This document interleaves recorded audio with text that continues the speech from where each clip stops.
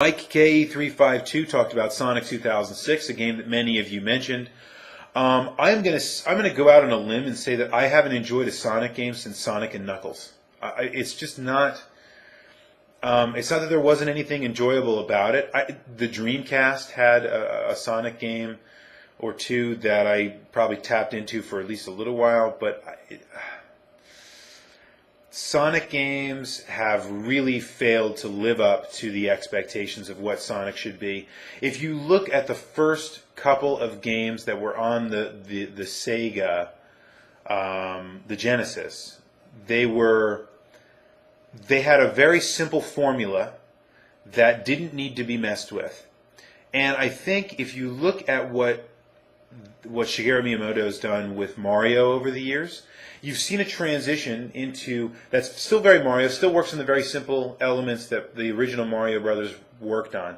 It just kind of advances them and takes them into a completely different place. Sonic has never done that. When Sonic makes a move to a new space, those elements really break down. Part of that is the speed.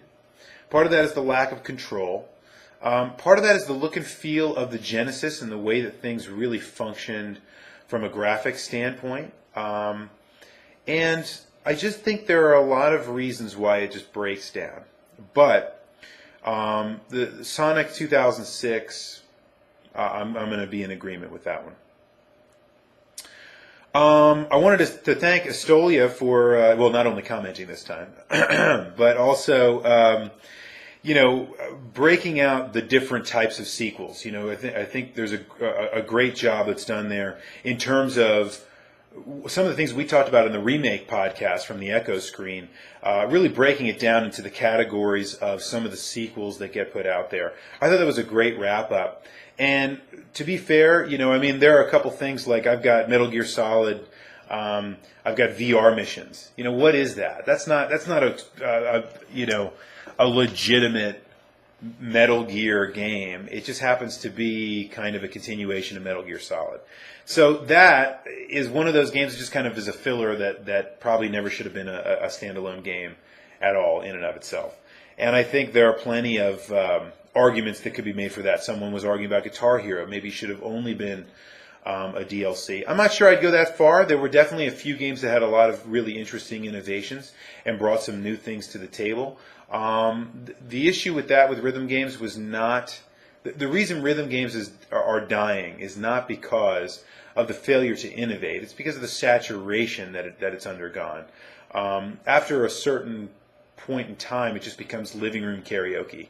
And, I'm not sure how successful that can be. We've had that for 40 years, maybe longer. Longer in Japan. Okay, so... Yes, Kado talked about Final Fantasy and ran through several of them, and I'm not going to go through all of them, although I think some of them are more deserved than the others. I'm going to go out on a limb here. I'm going to tip my hat to the Spoony one as well for echoing my sentiments on this and really helping to shape a little bit of my perspective on it. But I would have concurred with him years ago, let alone right now. I would say that... Final Fantasy VII is a good game with plenty of fun to be had for almost any kind of someone that enjoys JRPGs. Okay, if you don't like JRPGs and you don't like RPGs in general, then guess what? Final Fantasy VII is not going to do it for you. So let's just throw that out the window. Even if you like JRPGs, and even if you like Final Fantasy, and even if you like RPGs, Final Fantasy VIII is not a good game. It's not a good game. I don't know what to say. Maybe I don't get the joke. Maybe I'm not a true JRPG person, but I could not stand Final Fantasy VIII. It was everything that became wrong with Final Fantasy moving forward past 7.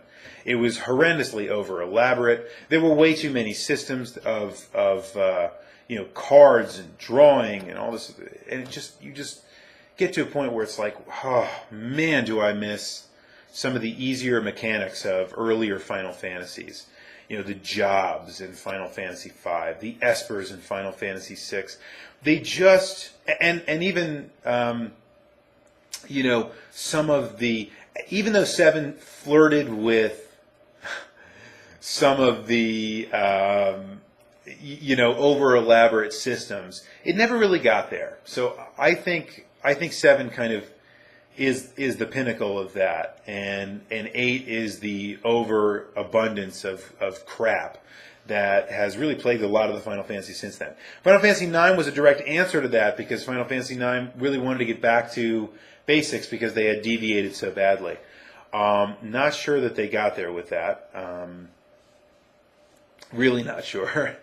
But I think every game since then, 10 I think sticks out as a good game in this series. But all the sequels that came after that, in terms of not only just Final Fantasy X sequels, but also every game that's come since then, even the MMO, have been very disappointing. Sticking the Final Fantasy name on things should not be rewarded, but it sadly is because of the community out there that just loves Final Fantasy. I loved Final Fantasy until 7, and I'm pretty much off the bandwagon since then. Let's see. I want to say this before I get into one of the ones that I just had to talk about. Tommy James talked about learning from mistakes by making some of these bad games. I got to tell you, I don't think I disagree with that. I think that's a very good insight. A lot of times what ends up happening is a developer will release a game that they realize didn't get up to snuff, didn't fulfill the expectations, really didn't provide the same kind of experience or provide any new kind of experience that would establish a proper sequel in a series. And I think that's absolutely true, that companies at some point and developers kind of go, you know what, we really missed the mark with this. What can we do moving forward that will make things better? I think Rue always points to the guys at Firaxis for looking at how to improve Civilization. Their philosophy's always been take the best things that worked from the last game, look at what sucked, and throw that stuff out, and then bring the best stuff forward for the new game. That certainly is a good formula. However, it can really help to kind of rope you into this cycle of not really going anywhere. I do have to say also, I do miss the old turn-based strategy games. Those were fantastic. One of my favorites being Lords of the Realm 2, which was not mentioned but was a fantastic game. Okay, so anyway, I think learning from our mistakes, and I think developers absolutely do that. And so what Tommy James is saying is maybe some of these games don't need to be wrenched out of the annals of video game history, and that they should actually be celebrated because they help us appreciate the games that come after them and really tie together an entire collection. I agree with you. That definitely does happen, but there are still a lot of games I want to just freaking rip in half because they're just terrible. And I'll get to that in just a moment. Okay, so here's the one I wanted to spend a little bit of time on, guys. Sonic Rose talked about Chrono Cross. And I will say the following. She is absolutely 100% right. Okay? Chrono Cross is a terrible sequel to Chrono Trigger and to the Radical Dreamers' vision of the universe for Chrono Trigger. Chrono Cross just doesn't get the job done. I have to put the disclaimer up there just like she did. Chrono Cross has one of the best soundtracks of any video game in history. There's no other way to say that, guys. And if you don't think that, or if you don't know that, then you need to get out there and vanquish your ignorance. Because let me tell you, Chrono Cross might have the most complete and fitting soundtrack to any video game I've ever played. It might be the best ever. And I'm not hyperbolizing here, guys. I'm not exaggerating. It is one of the best. However, I would love to remember it fondly because of that. But most of the time when I listen to Chrono Cross soundtrack, I think of great moments from Chrono Trigger and kind of just pull it forward. Chrono Cross is not a good game. It's especially not a good game from the standpoint of... Okay, let me say this. Chrono Cross is not a terrible game either. It's not bad. It's not a game that you look at and go, oh my God, why am I doing this? But I guarantee you this, If Chrono Cross did not have Chrono in the title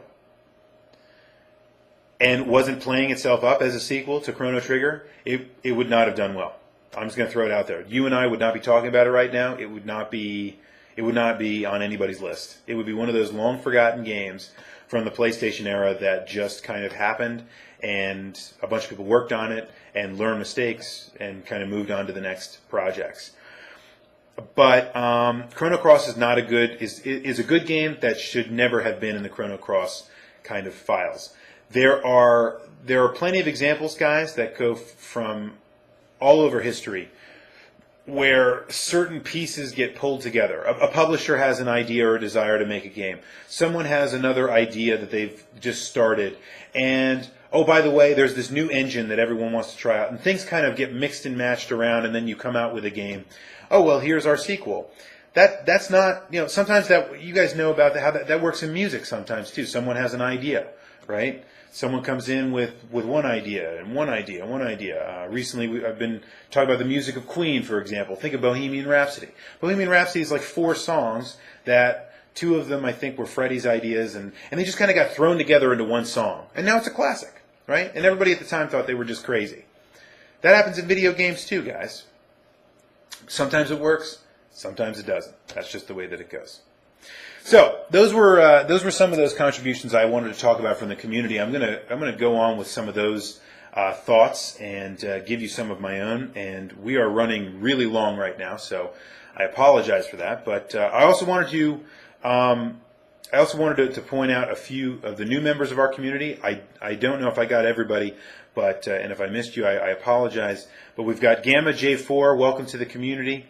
Random Monster, which is an awesome handle, by the way, and Wexter, all first-time commenters. Thanks so much for your contributions. Great to have you in the community. Hope to have you on board for a very, very long time. All right, so here are my thoughts. If I'm going to give a few games that I think probably should never have happened, I've got to go with The Warrior Within. That was definitely a great contribution. I agree with that wholeheartedly. Here's one that I think a few of you will appreciate. One of my favorite games of all time, or maybe not top 10, but one of my favorite games of all time is The Seventh Guest. Okay, the first game that ever debuted on PC on CD-ROM. Okay, it was an awesome adventure game with pre-rendered graphics, and it's just an amazing game. The sequel to that game was 11th Hour, and it was a game that truly missed the mark of Seventh Guest. There was so much more to do with Seventh Guest that was untapped, that was basically just crammed into what happened with 11th Hour. And so I wanted to point out, there is somewhere out there, you should check it out, there was an article written circa 1999 called, gosh, I don't remember the exact title, but the subtitle is The Rise and Fall of Trilobite Software, which is the people that made Seventh Guest. Check that out. It's one of the best features on video games I've ever seen. It's like 10 pages long. It's fantastic. Okay, but it talks about how the vision for one game got compromised because of all the pressure to push out a new game, combined with, back then, studios were really just 3 people in a basement. And so once they got a whole staff and there was a lot of people and there were deadlines to meet, the pressure changed everything, and games that would come out from that were just horribly disappointing. So I'm going to throw that out there as one of those ones that definitely I would take back in a heartbeat. 11th Hour was just awful. I would also say that Grand Theft Auto 4 is a worthy candidate here.